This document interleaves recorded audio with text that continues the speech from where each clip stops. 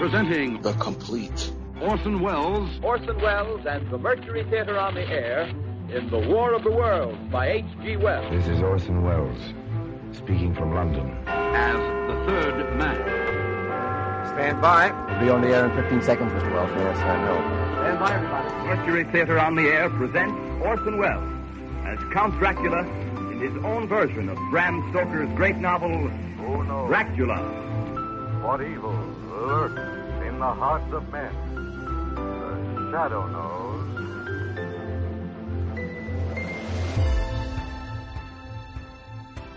Hello world, welcome to The Complete Orson Welles, brought to you by Dwayne Old Time Radio. This podcast will feature various classic radio programs ranging mostly from 1936 to 1952 that Orson either produced and directed, was featured on, or starred as a guest. If you enjoy my podcast, you can subscribe to receive notifications of new posts. Subscribing is free and only takes a moment. New episodes are posted weekly. If inclined, please leave a rating and or review on your preferred podcast service. Thank you for your support. Hope you enjoyed the genius of Mr. Welles. We now return to the adventures of Harry Lime. This one is titled See Naples and Live. This episode aired August 10th, 1951. And by the way, it is the second episode of the Harry Lime radio program.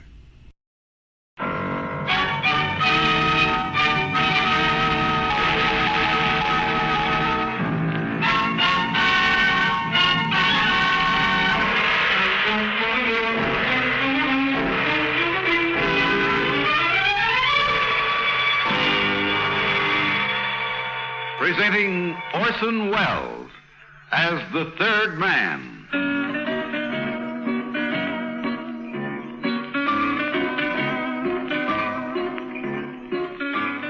The Lives of Harry Lime. The fabulous stories of the immortal character originally created in the motion picture The Third Man, with zither music by Anton Karas.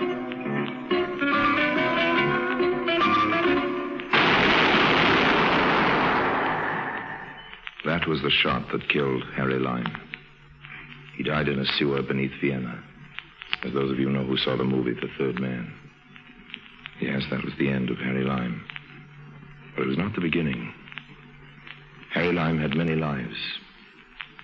And I can recount all of them. How do I know? Very simple. Because my name is Harry Lime.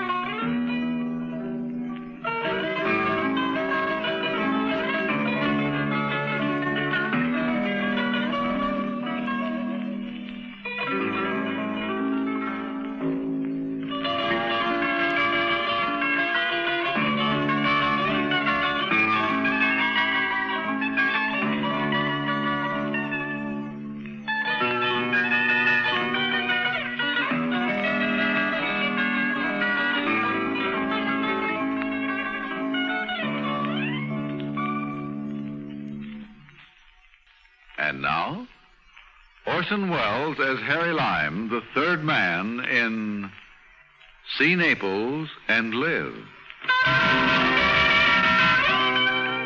Once upon a time, there was an exquisite and huge emerald locket which spent most of its life looking out of the world from the rather fleshy neck of a Mrs. Donaldson as she waddled like a golden duck across the international social horizon.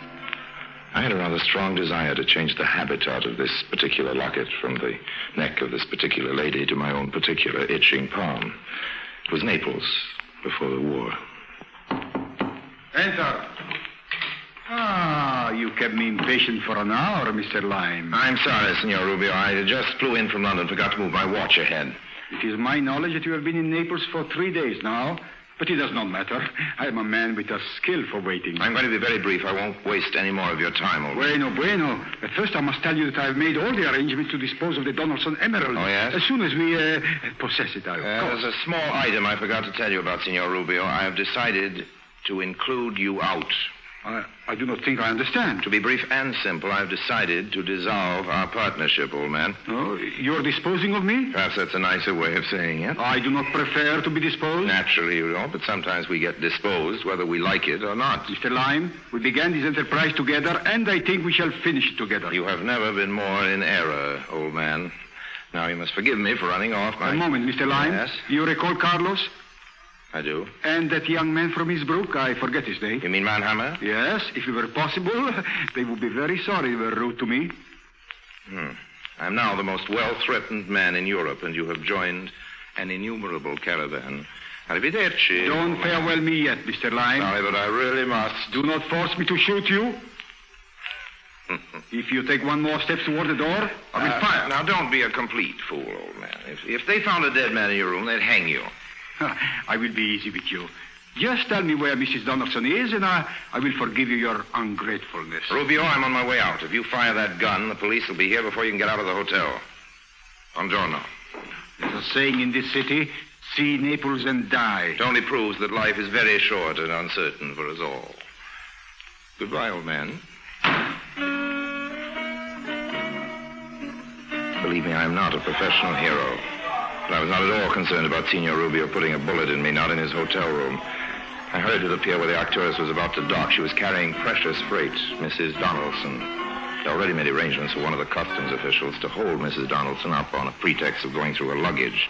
A few thousand liras did the trick. Oh, you stubborn man. I tell you there's nothing contraband in my luggage. You've already gone through my clothes twice with your dirty hands.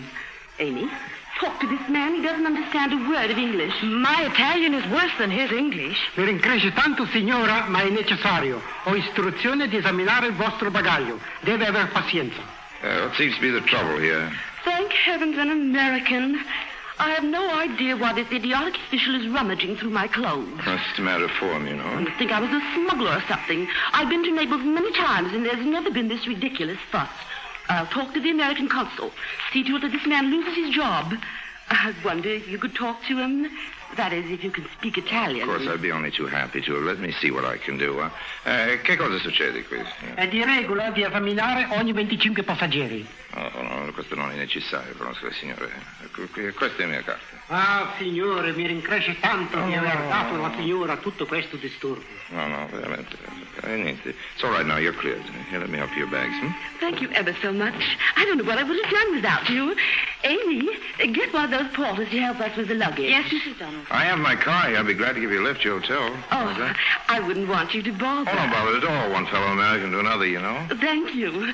These taxi drivers rob you mercilessly. Oh, it's a pleasure. It's a pleasure. My name is Lime. Harold Lime. I'm Mrs. Frederica Donaldson. I'm so glad we ran into you. A wonderful piece of luck. Well, let's say we're well met.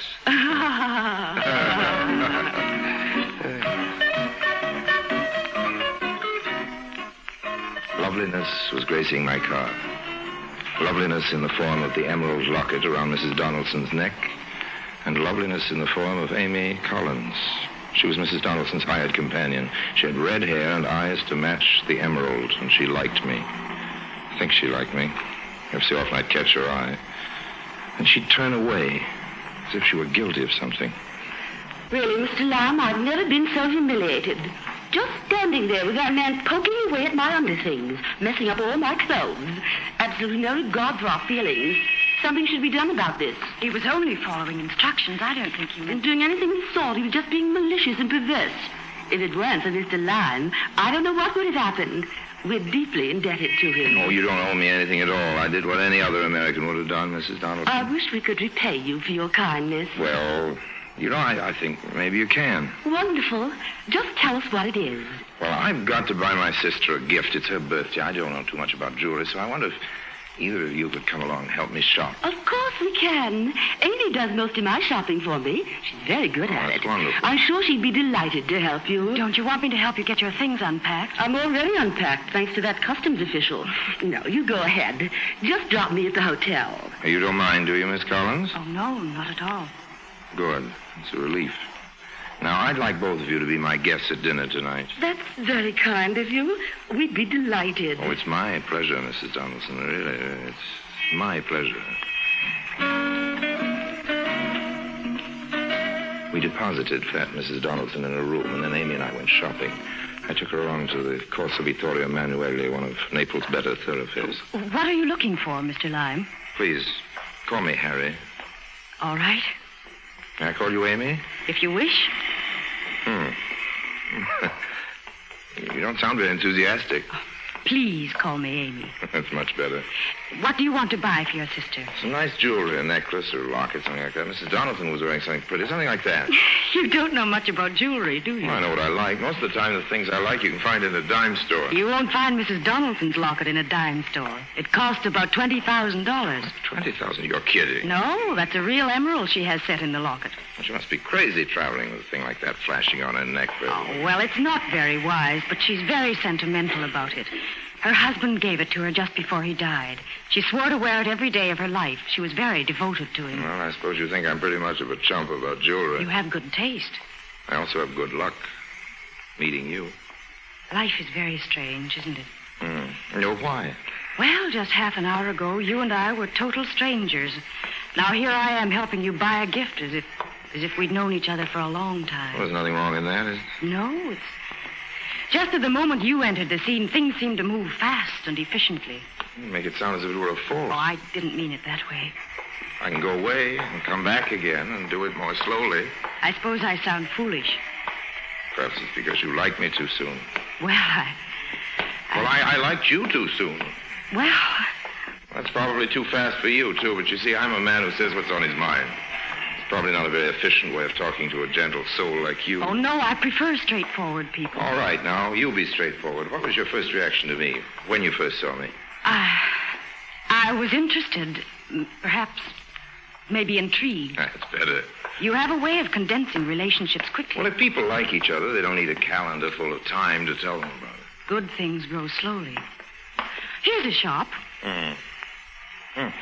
Well, they all look pretty. That filigree pin. I like that. It's very nice. Which one? The one near the large cameo. Oh, yes, it is very pretty. Shall we go in? Wait. Let's look at the other things in the window. I'm begging your pardon. I heard you conversing English. We were talking American, a totally different language. I'm trying to reach Via Salvatore Rosa. Could you inform me how to get there? Sure, man. Turn right the next corner and go straight for 3 squares. Oh, I'm much grateful. That's right, all right. You like a cigarette? No, thank you very much. Just turn right at the next corner. Oh, I'm unhappy to trouble you further, but do you have a match? I'm sorry, but I don't have any matches with me. I have a light. Mademoiselle is most generous. 1,000 thanks. Turn right at the next corner. And 3 squares down, 3 squares down. Good day to you all. Good day. Perhaps you will meet again, eh? Good day. He seemed most reluctant to leave. Yeah. An odd fellow. Why did you refuse to give him a light? I didn't like his face. Did you ever see him before? Why do you ask that? We acted as if he knew you. Well, I didn't care to know him. I think you gave him the wrong direction. Well, it could be. It seems that if he followed your directions, he would find himself in the Bay of Naples. I'm sure it won't dampen his spirits. Should we go in now? Yes, of course. There's just one thing I'd like to ask you. I'll answer anything you want. What do you do for a living? For a living? Oh, I'm a dealer in objets d'art. I wander through the world, collecting the best things. Sounds very interesting. It is. It's often quite exciting. Now, let's go in and buy that filigree pin.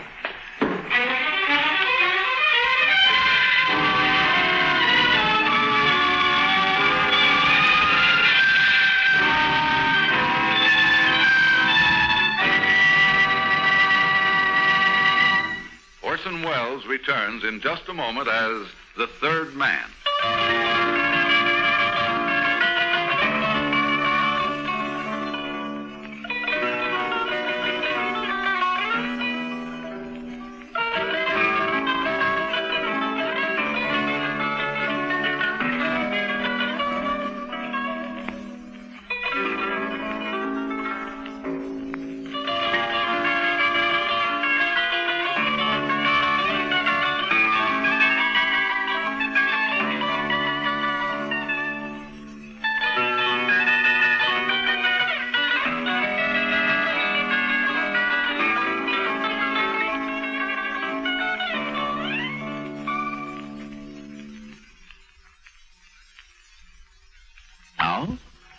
Orson Welles as Harry Lime, the third man in See Naples and Live. I bought a pin for 2,500 lira. On the way back to Amy's hotel, she was thoughtful and not much inclined to do any talking. I took her by the hands. She didn't object to that, but she didn't react to the touch. Put it simply, she just let me hold her hand, nothing more. I suspected that Signor Rubio had made too strong an impression. It was essential now that I work fast. The emerald would have to be in my pocket tonight or not at all. However, I wasn't worried about Rubio. Strangely enough, it was Amy. Bothered me. I was beginning to be a little too fond of her. And that was bad. I always make it a point not to be too fond of anyone in this world. This is a lovely romantic restaurant. I'm glad you like it. Discovered it, Mr. Lyon. You just ask the porter in the hotel. They know everything in Italy. The portiers are the best informed people in the country. It's really delightful. Oh, good. Don't you think so, Amy? Yes, I do. It's charming. Won't you have some more spumante? Well, just a drop. I declare, it's just like champagne. Yes, it's the Italian version. It's so kind of you to give so much time to us, Mr. Lyon. Really, it is. Amy, isn't Mr. Lyon just a dear? I think we're most generous. Oh, I'm having such a delicious time. I feel so happy. Happier than I've been since... I wish poor Benjamin were here with us. You would have liked him, Mr. Lyon. Oh, I'm sure I would. Poor Oh, Benjamin. no, Mrs. Donaldson. Let's not be sad here. Just have a little more spumante. Oh, I really don't think we should. I'm afraid you're going to make us all drunk, Mr. Lyon. Oh, Amy, I don't think another drop will hurt us. After all...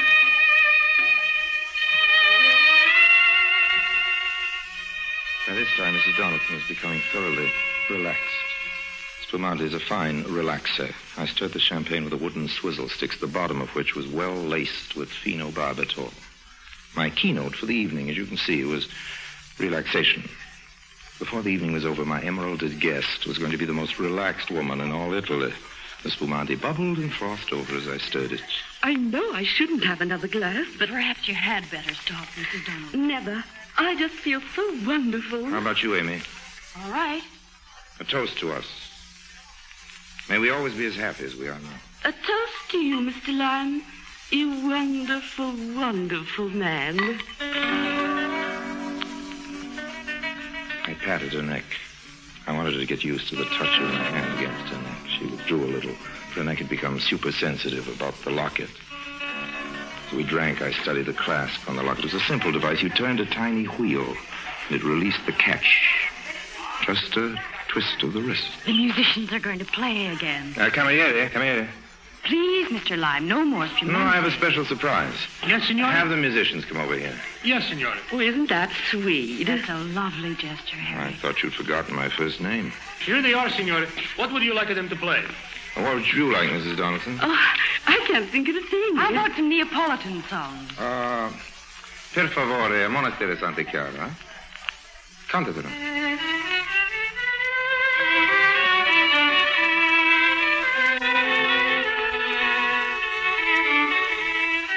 It was going to be very easy. They were completely at ease, and they trusted me. Amy stole her hand into mine as they played. It was really quite pleasant. I leaned back and relaxed.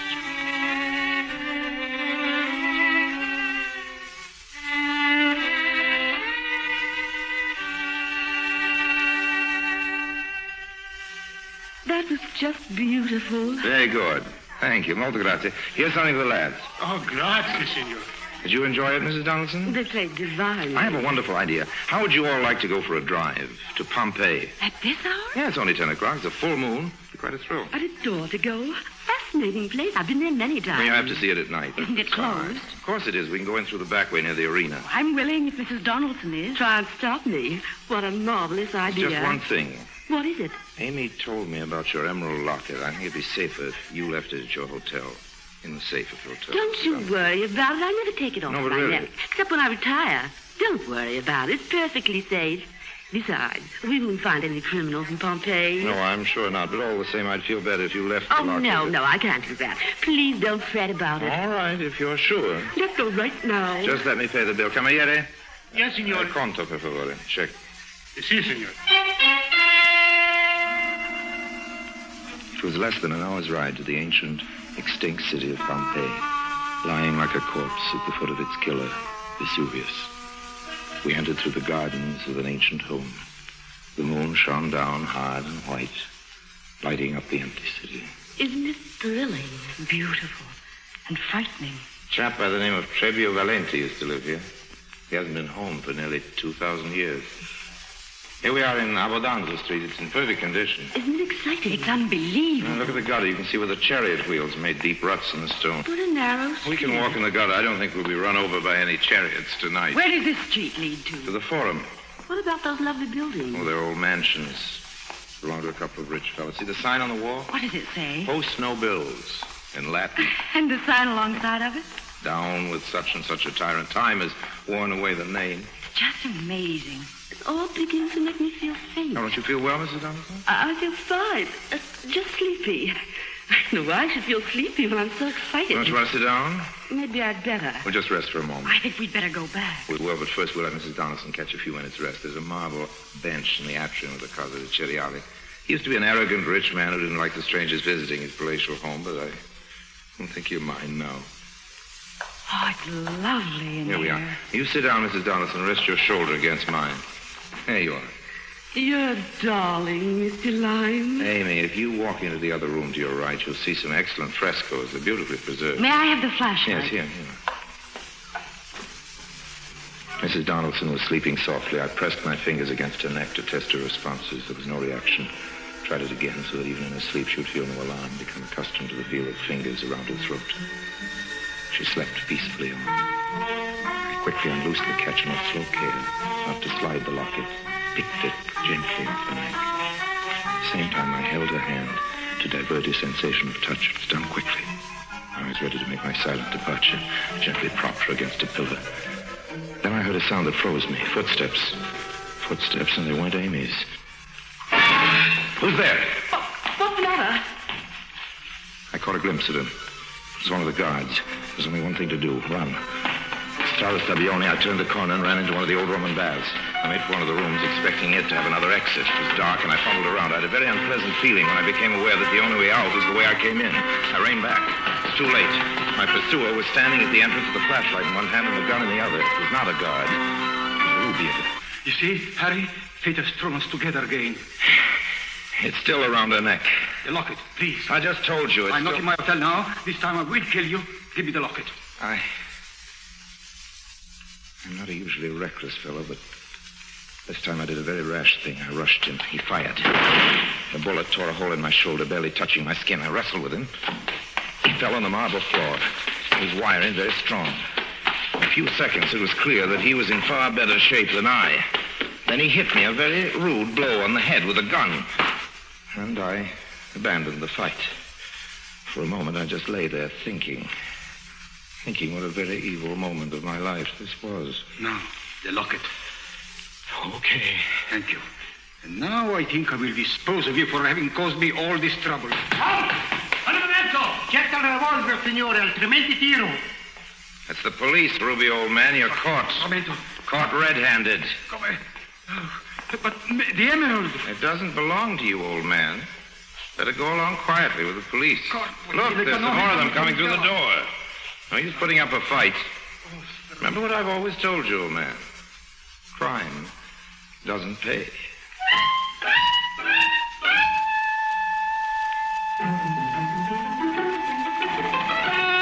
I don't know how to thank you, Mr. Lyme. Risking your life to save my locket. Oh, that's all right. You're a most brave man to chase after him in the dark, unarmed. Well, I just gone to see where Amy was, and I heard the sound. There he was, deftly removing the locket from your neck. I felt someone puttering around my neck, but I thought it was you. Oh, really? I was asleep, you know. Now, I had my suspicions about this Rubio from the first. Does the wound hurt much? Oh, it's nothing. It's a hole in my suit. And a bad bump on your head. You poor boy. It'll heal. Amy, you haven't said a word to our hero since they arrested that Rubio man. I'm just stunned. Oh, I'm sorry we got you into this. I never should have taken you to Pompeii. It's all my fault. Of course not. That terrible man would have tried to snatch the locket wherever I was. Just a lucky thing I met up with you. I'm going to give you a gift.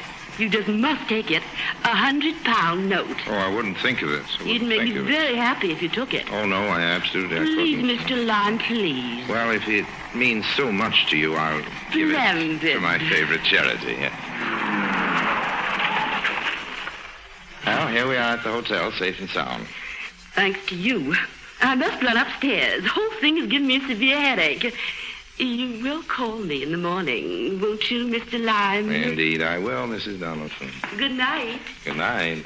Oh, Amy, can I have a word with you? I'll be up in a moment, Mrs. Donaldson. Of course, dear. Good night again. And bless you, Mr. Lyon. I'm sorry about this evening, Amy. So am I. Let's meet for lunch tomorrow. No, Harry. Why not?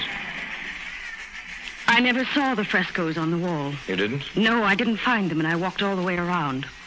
I saw you from the front entrance. Oh. Besides, a man who deals in fine arts would know an emerald locket from a dime store trinket. Yes. Should have thought of that. I was beginning to like you very much, Harry. Well, I'm sorry I'm not the kind of man you'd like to begin to like a little more. It's a pity. You want to see me again, ever? It'll never be any good.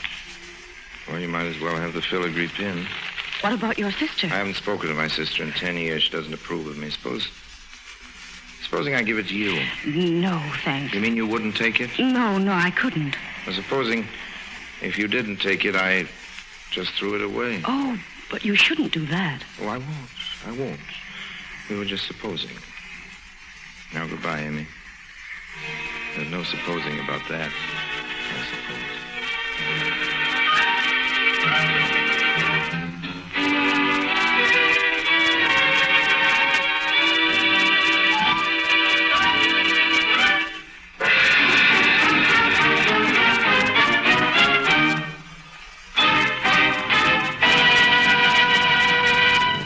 Harry Lime returns in just a moment.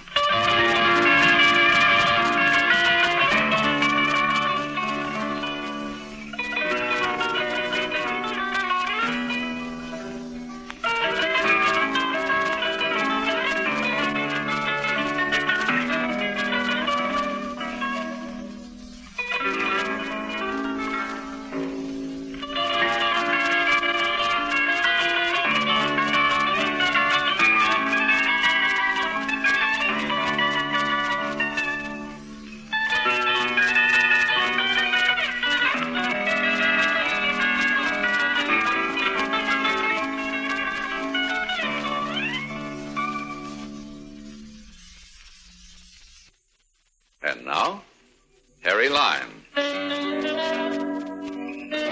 As I walked to my hotel, I thought about L'Affaire Emerald. It cost me about $100 to bribe the custom official with champagne and the gold filigree pin.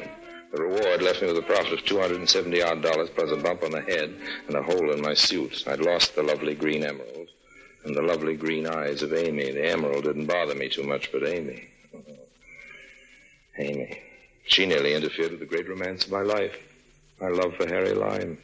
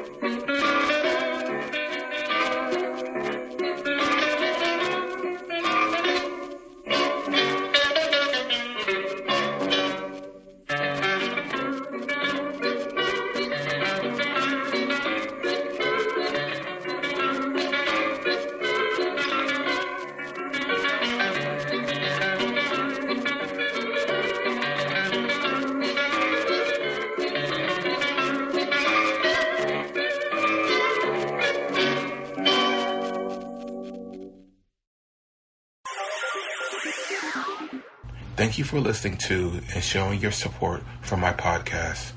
If you would like to receive notifications of when new episodes are posted, please subscribe to my channel.